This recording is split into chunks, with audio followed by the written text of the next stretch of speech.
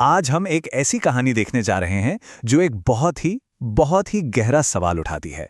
सवाल ये है कि हमारी किस्मत आखिर बदलती कैसे है? क्या कड़ी मेहनत से या फिर ईमानदारी से? ये कहानी है एक बेहद गरीब लोहार की, जिसकी जिंदगी में एक जादुई हिरण आता है और बस सब कुछ बदल जाता है। कहानी की शुरुआत होती है एक ऐसी आवाज से, एक ऐसी पुकार से जो शायद हम सबने कभी ना कभी महसूस की होगी। रघुवीर की पत्नी राधा जब ये कहती है तो वो सिर्फ ये नहीं पूछ रही कि पैसे कब आएंगे, नहीं, वो पूछ रही है कि ये अंधेरा कब छटेगा। वो उस उम्मीद पर सवाल उठा रही है जो अब दम तोड़ रही है। तो चलिए जरा रघुवीर की दुनिया में झांक कर देखते हैं। सोचिए, एक ऐसी जिंदगी जहां हर सुबह एक बोझ लेकर आती है, और बदकिस्मती वो तो जैसे एक परछाई बन गई है जो कभी पीछा ही नहीं छोड़ती। देखिए, रघुवीर का परिवार ना गरीबी के एक ऐसे जाल में फंसा हुआ है जहां से निकलना नामुमकिन सा लगता है। मतलब हर बार जब वो थोड़ी सी हिम्मत जुटाते हैं, थोड़ा पैसा बचाने की सोचते हैं, तो कोई न कोई नई मुसीबत दरवाजे पर खड़ी मिलती है और उन्हें वापस उसी अंधेरे कुएं में धकेल देती है। और ये दर्द, ये तकलीफ सिर्फ घर के अंदर की बात नहीं है। नहीं, ये तो एक खुला तमाशा बन चुका है। पूरा गांव, मुखिया से लेकर बाकी लोग सब उसका मजाक उड़ाते हैं। ये बिल्कुल वैसे ही है जैसे किसी के जख्मों पर कोई नमक छिड़क रहा हो। और यहाँ आता है कहानी में एक बहुत बड़ा मोड़। जब इंसान पूरी तरह टूट जाता है, जब सारी उम्मीदें खत्म हो जाती हैं, तो वो क्या करता है? रघुवीर अपनी जानी पहचानी दुनिया को, अपनी दुकान को, सबको पीछे छोड़कर एक अनजाने रास्ते पर निकल पड़ता है, शायद सब कुछ खत्म करने के लिए। तो अब कहानी का रुख मुड़ता है जंगल की तरफ। और हम सब जानते हैं, कहानियों में जंगल अक्सर इम्तिहान और बदलाव की जगह होता है। तो देखते हैं रघुवीर का ये सफर उसे कहाँ लेकर जाता है। सोचिए, ठीक उसी लम्हे जब वो अपनी जिंदगी खत्म करने के बारे में सोच रहा है, किस्मत उसके सामने एक और रास्ता रख देती है। एक तरफ है अपनी ही निराशा में डूब जाना, और दूसरी तरफ है किसी और की मदद करना जो खुद तकलीफ में है। अब वो क्या चुनेगा? और ये सिर्फ पानी लाने का काम नहीं है, बिल्कुल नहीं। साधु उसे जिस तालाब पर भेज रहे हैं, वहां एक डायन का पहरा है। तो ये उसकी हिम्मत, उसके चरित्र की पहली असली परीक्षा है। क्या वो अपनी जान की परवाह किए बिना किसी और की प्यास बुझाने जाएगा? तो अब आमना सामना होता है मौत से।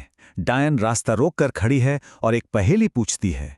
जवाब सही तो पानी, जवाब गलत तो मौत। ये सिर्फ एक सवाल जवाब का खेल नहीं है, ये उसके इरादे का इम्तिहान है। और रघुवीर, वो अपनी जान दांव पर लगाकर भी उस अजनबी को दिया हुआ वचन निभाने का फैसला करता है। और जैसे ही वो ये इम्तिहान पास करता है, असलियत सामने आ जाती है।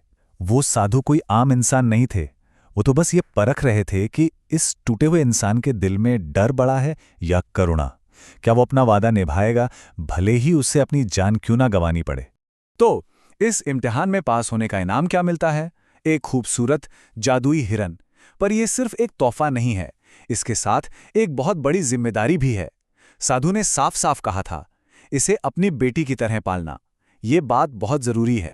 तो ऐसा लगता है कि अब सब ठीक हो जाएगा, है ना? लेकिन नहीं, हिरन के आने से रघुवीर की परेशानियां खत्म नहीं होती, बल्कि एक नए और शायद ज्यादा मुश्किल इम्तिहान की शुरुआत होती है।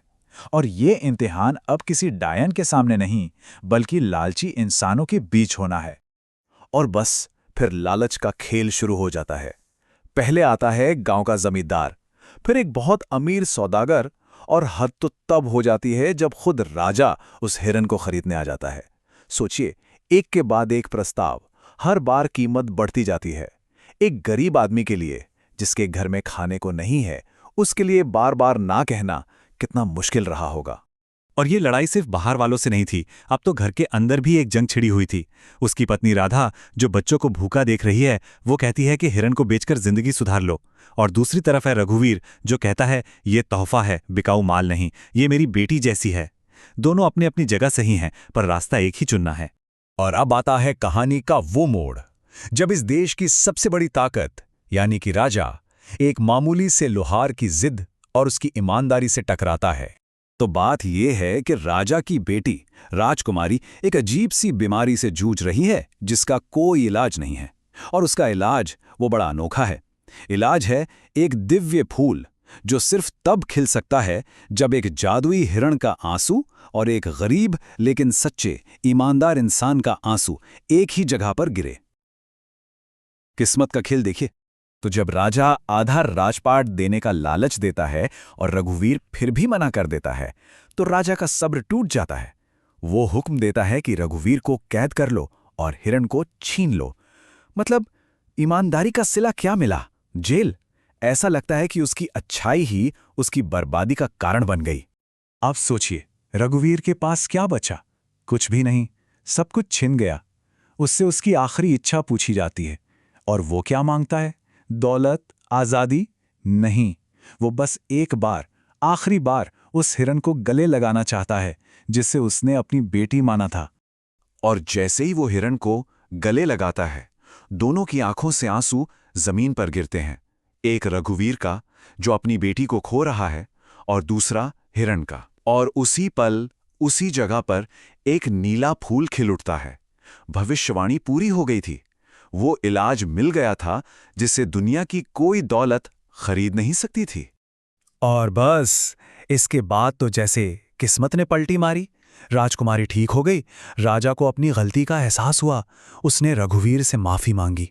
साधु फिर से प्रकट हुए और बताया कि यह सब उस हिरण की नियति थी कि वो एक सच्चे इंसान को उसका इनाम दिलाए। और इनाम क्या का? रघुवीर को राजा का सलाहकार बनाया गया, शाही खजाने का इंचार्ज बनाया गया और अपने ही गांव का नया जमींदार भी बना दिया गया। सब कुछ बदल गया। तो रघुवीर जब घर लौटा तो उसके पास सिर्फ दौलत नहीं थी, नहीं, उसके पास थी इज्जत। एक ऐसा रुतबा जो उसने अपनी ईमानदारी से कमाया था। वो अब सिर्फ एक गरीब लोहार नहीं था, बल्कि पूरे गांव के लिए एक मिसाल था। तो कहानी हमें वापस उसी सवाल पर ले आती है जिससे हमने शुरुआत की थी।